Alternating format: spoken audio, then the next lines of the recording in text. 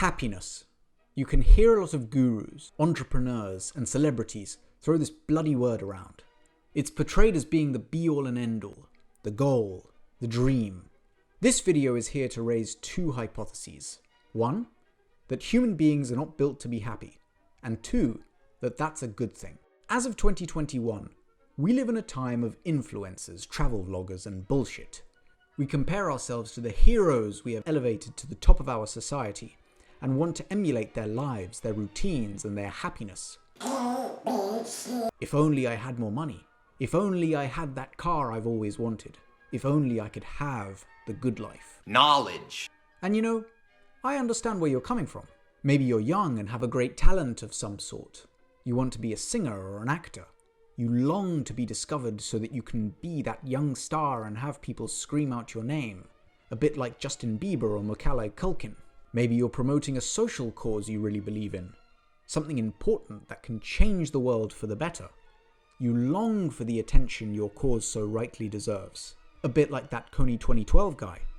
Or maybe you just long for a normal life. A wife, a family, a nice house, a well-paid job, a beautiful garden, the chance to go on holiday. A bit like Kevin Spacey in American Beauty. Now, as you make up your mind on whether or not to continue watching this video, I would like you to reflect on a very simple question. What makes you think you'd be satisfied if you had absolutely everything you'd ever wanted? I don't think you would be. I am never satisfied.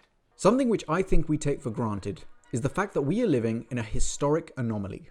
We Homo sapiens have been around for over 200,000 years, which means it took at least 199,960 years before we got to the 1980s, the time of the new middle class. The neoliberal 1980s shaped our current way of life in a major way. It marked the turning point for when we all became obsessed with technology, mass consumption, and gluten-free diets. Those of us born since then, like myself, have never known anything different. We all crave the latest gadgets, the Beachbody, the triple dipple mocha frappuccino latte with sprinkles. We want our prestigious inner city job, to make a lot of money, to go for sushi and margaritas on Friday nights. Then, as soon as we get placed onto that inner city hamster wheel, we begin the chase. As soon as I get that promotion, I'll go from 70 to 100k, which means I'll be able to buy that house, get that car, show my family and friends how successful I am, spend my summer in fucking Santorini with all the other, and maybe even take up some interesting extracurricular activities. What none of us, and I really mean none of us, appreciate is that times have never been like this before. This shit is all new, and we have no idea what it will lead to. But one thing is for sure, just because our world has changed so dramatically in the last 40 years, doesn't mean we as human beings have. We still have the same desires, the same fears, the same longing, and that very sense of intrinsic longing we feel, ladies and gentlemen, is not for a bloody gluten-free sausage. If you are only chasing material goods, social status, or women, listen to this next part of the video, my friend. I'm going to read a passage from one of my favorite books, Notes from Underground by Dostoevsky. It's a book about a resentful, spiteful man and everything that goes through his head as he writes about his often rancid thoughts and feelings from his underground cellar. But just listen to his passage about happiness and what he thinks would happen if you actually had everything you thought you ever wanted. Shower upon him every earthly blessing. Drown him in a sea of happiness, so that nothing but bubbles of bliss can be seen on the surface. Give him economic prosperity, such that he should have nothing else to do but to sleep, eat cakes, and busy himself with the continuation of his species. And even then, out of sheer ingratitude, sheer spite, man would play you some nasty trick. He would even risk his cakes and would deliberately desire the most fatal rubbish, the most uneconomical absurdity, simply to introduce into all of this positive good sense his fatal fantastic element.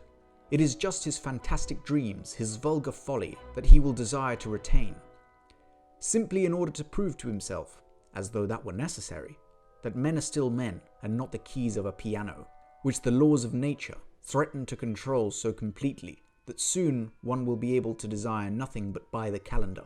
And that is not all. Even if man really were nothing but a piano key, even if this were proved to him by natural science and mathematics, even then he would not become reasonable, but would purposely do something perverse out of simple ingratitude, simply to gain his point. And if he does not find means, he will contrive destruction and chaos, will contrive sufferings of all sorts, only to gain his point.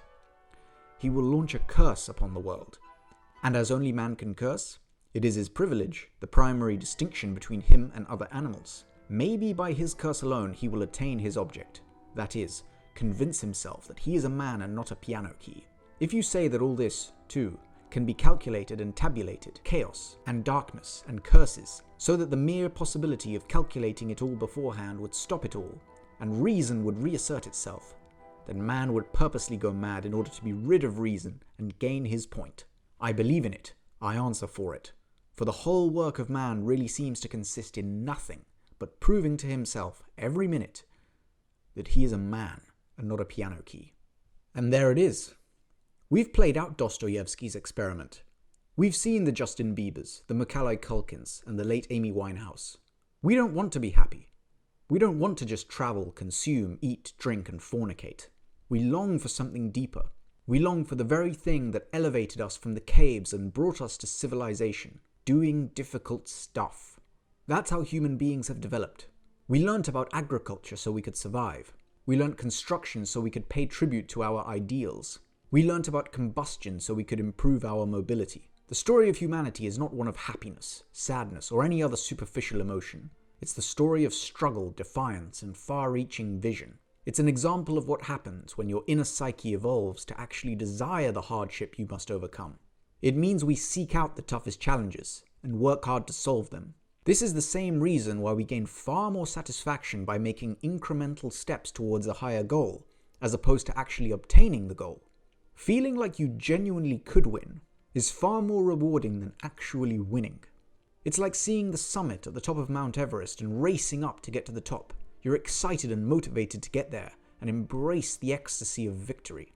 Once you get there, of course, you have your little victory dance, and then after a few hours of drinking with your pals, you're like, now what? We live in a time where mental health issues are increasingly at the forefront of what we discuss. But something I find interesting is how if you look at depression and suicide rates, they are much higher amongst those who are more financially stable and those who live in the first world.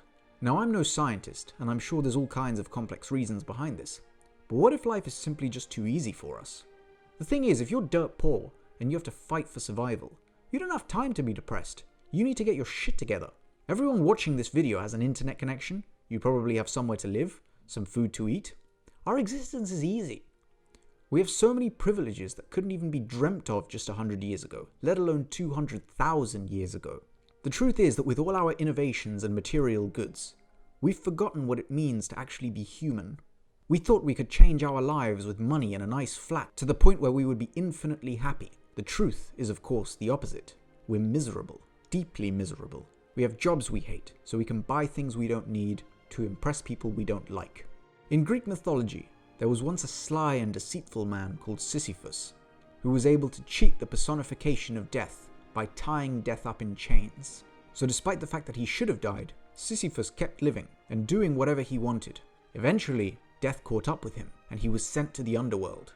Tired of Sisyphus's tricks, the Greek god Zeus eternally punished him to push a boulder up a hill. But as soon as it reached the top, the boulder would be rolled back down the hill, leaving Sisyphus to continue rolling it back up for all eternity. In my view, the tale of Sisyphus is the tale of man. Sisyphus tried to evade his duties. He failed to make sacrifices or dedicate himself to a higher purpose, and so the gods punished him to fulfill a meaningless purpose for the rest of his days. Throughout the course of our lives, there will be all kinds of boulders we need to push up the hill. The choice on how we respond is of course our own. Do we take the easy path of hedonism, materialism, and false virtue? Or do we actually find the heaviest load we can bear and carry it with all our might? The choice is ours.